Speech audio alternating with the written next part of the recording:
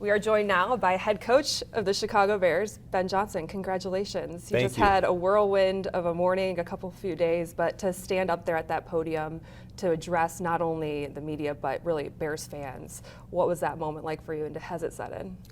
No, it hasn't. It's been surreal. Everything has really happened so fast since the season ended for me in Detroit, and it didn't take long for me to make a decision, and that's really, I think that speaks volumes to the people here in this organization. I knew instantly where I wanted to be. Why did you know instantly? What sold you? Yeah, I think George, Kevin, Ryan, they painted a perfect picture of how we were going to attack this thing together. It's going to take all of us. I appreciate George, his honesty. I know he's willing to do whatever it takes to become a sustained winner here in the National Football League. And then Kevin and Ryan were so impressive to talk to, and just their vision for where they were last year and where they wanted to go. I couldn't say enough good things. You said we will win, and we can win now, and that depends on how much work you put into it. That's right. Right away. When you look at is it the pieces, is it the people, what makes you believe that that's capable in a shorter period of time? Yeah, the talent level is high here already walking into it, and I alluded to it in my press conference. I really felt like this Chicago team was on the up and up coming into last season, and got derailed for a number of different reasons. And listen, look forward to addressing what went wrong and attacking this with the key members of this team and getting this thing turned around the right way. Not everyone would want to go coach against their division rival that you were just in Detroit for 6 years. What allured you to take on that challenge?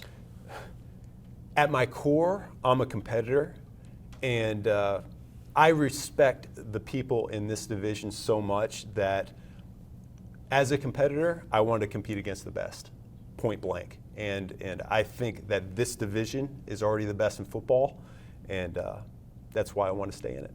Did Dan Campbell give you any advice as you left Detroit or throughout your time there on being a head coach and what it takes? Shoot, he has taken me under his wing, or he did take me under his wing for all 4 years we were together there in Detroit.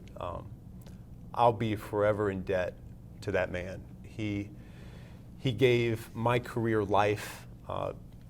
Every step of the way, there's people that you lean on, and they help you get up to the next step, and he certainly was paramount for me being here today.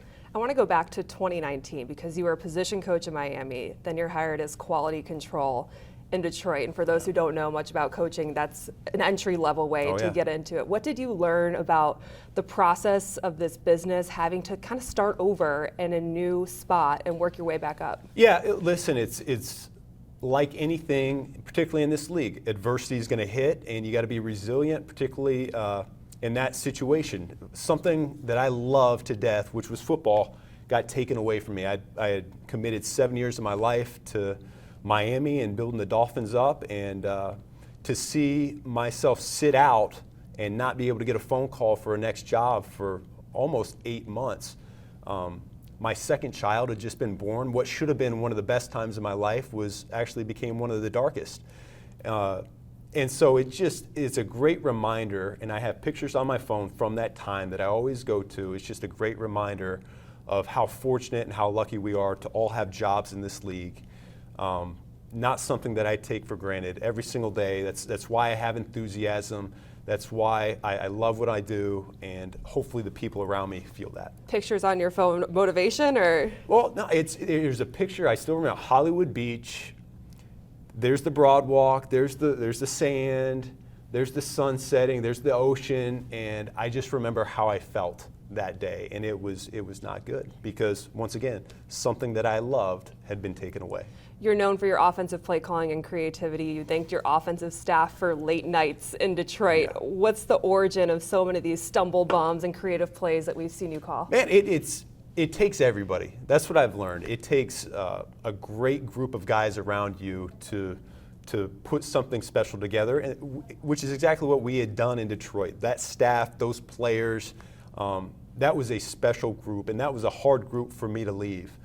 I look forward to developing that same special group of guys here, both in the locker room and in the meeting rooms with the coaches each and every day. It's going to take all of us. This is not a one-man job. It's going to take everybody in this building. What will be the key to unleashing Caleb Williams to his your smiles? You're like, I know what's going on. What's going to be the key to unleashing him? He just needs to come into this building with his competitive desire. That's all we ask for, because we're going to challenge each other. We're going to push him out of his comfort zone a little bit, and that's how you get better in this league. And I'm really looking forward to the opportunity to work with him. We saw the video of you walking into Hallis Hall with your family yesterday, and it was your daughter staring at you like, "That's my dad." Yeah. What was that like to share that with your family? That was, it's always been our biggest concern. Family is so important to me and my wife, and for them to understand, my kids to understand that everything's going to be just fine. It's going to be okay. We're going to a great spot. The people are going to love us here, and we're beyond excited. Ben Johnson, welcome to Chicago. Thank you. Thanks for your time. Yeah. Appreciate it.